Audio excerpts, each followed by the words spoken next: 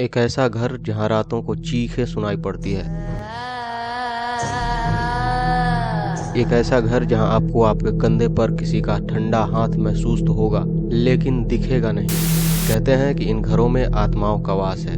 विज्ञान ने चाहे जितनी तरक्की कर ली हो, लेकिन इनकी मिस्ट्रीज आज तक सॉल्व नहीं कर पाई।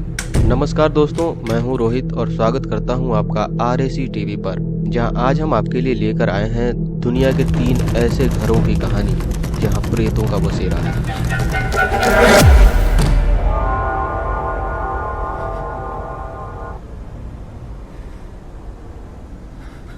Starting with number 3, बोगवाटनेट विकाराज। विकाराज का अर्थ होता है क्रिश्चियन पुजारियों का निवास स्थान, यानी पादरियों के रहने की जगह या घर। बोगवाटनेट विकाराज स्वीडन के मोस्ट हॉन्टेड प्लेसेस में से एक है। इसे 1876 में बनाया गया था और इससे जुड़े भूत प्रेत के किस्से 1927 में पहली बार सामने आए। जो पादरी यहाँ रहा करता था, उसने बताया कि उसके साथ अजीब अजीब घटनाएं और अजीब अजीब आवाजें सुनाई देती हैं। उसके बाद भी वहाँ जितने पादरी रहे, सबने इस बात का दावा किया कि कुछ अजीब जरूर है इस घर में, और उनके साथ भूतिया हरकतें होने का भी दावा किया। जैसे कि घर में रखे सामान खुद इधर उधर होने लगते थे, चीखें सुनाई पड़ती थी, आत्माओं के परछाइयाँ यानी शैडोज दिखाई देते थे, कुर्सियाँ खुद ही हिलने लगती थी। ऐसा लगता था कि मानो कुर्सियों पर कोई बैठा है।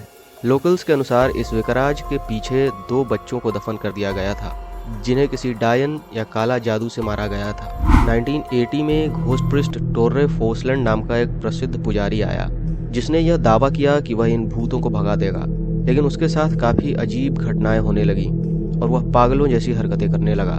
कुछ दिनों बाद ही वह शहर छोड़कर चला गया।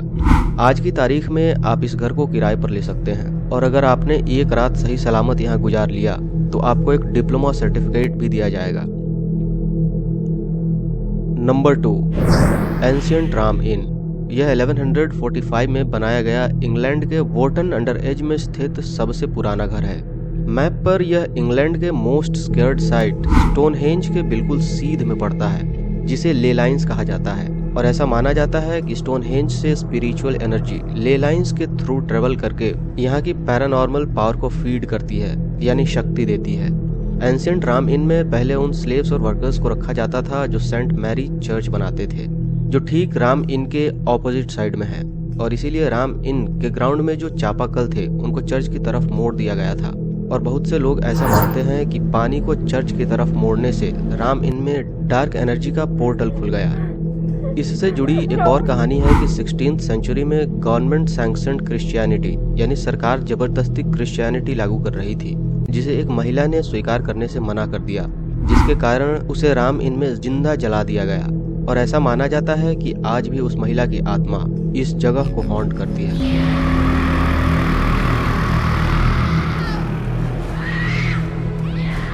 और जिस कमरे में उसे जलाया गया था, उस कमरे को द विचेस रूम कहा जाता है। 1968 में जॉन हम्पीज नाम के एक आदमी ने इस बिल्डिंग को खरीद लिया और अपना घर बनाया। लेकिन पहली रात को ही जब वह सो रहा था, किसी अदृश्य शक्ति ने, या यूं कहे तो किसी आत्मा ने, उसे बेड से खींचकर नीचे गिरा दिया।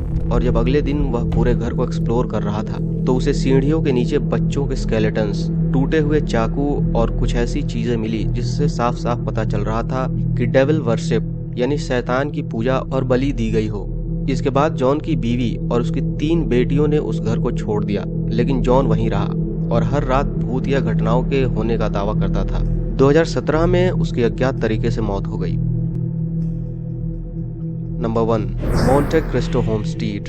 यह मैंसन ऑस्ट्रेलिया के राइवेरियन रीजन के एक छोटे से शहर जूनी में स्थित है। यह ऑस्ट्रेलिया के मोस्ट हॉन्टेड जगहों में से एक है। इस मैंसन को 1885 को क्रिस्टोफर विलियम क्राउली ने बनवाया था, जहां वह अपनी बीवी एलिजाबेथ, 7 बच्चों और नौकरों के साथ रहता था। वह काफी अमीर किसान था। मोंटे क्रिस्टो उस समय क्राउली फैमिली के लिए एक स्टेटस सिंबल था, जहां शहर के सबसे अमीर लोग आया करते थे। इस मैंसन का बुरा वक्त शुरू हुआ एक नौकरानी के मौत के साथ, जो दूसरी मंजिल के बालकनी से गिर के मर गई। जिस जगह पर उसके खून के निशान थे, उसे ब्लीच से साफ किया गया था, और वो ब्लीच के दाग आज तक मौजूद हैं। और आज भी रातों को उसकी चीखें सुनाई पड़ती हैं, और कभी कभी एक फीमेल फिगर की आउटलाइन भी दिखती है।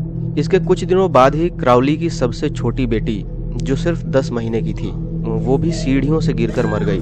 कुछ लोग ऐसा मानते हैं कि किसी ने उसे जानबूझकर सीढ़ियों से गिरा दिया था। इन सब के बाद क्राउली अपने फैमिली के साथ 1948 में वहां से चला गया।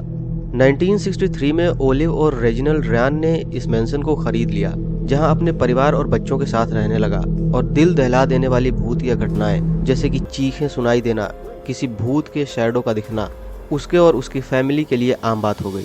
उन्होंने यह भी दावा किया कि कभी कभी उनके कंधों पर किसी का ठंडा हाथ महसूस होता है जबकि वहां कोई नहीं होता।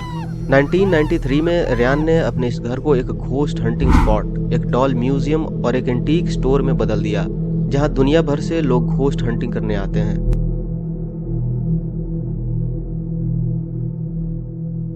वीडियो अगर पसंद आई हो तो लाइक और शेयर जरूर करना और ऐसे ही इंटरेस्टिंग वीडियोस के लिए RAC TV को सब्सक्राइब कर लो। मिलते हैं आपसे अगली वीडियो में, तब तक जय हिंद।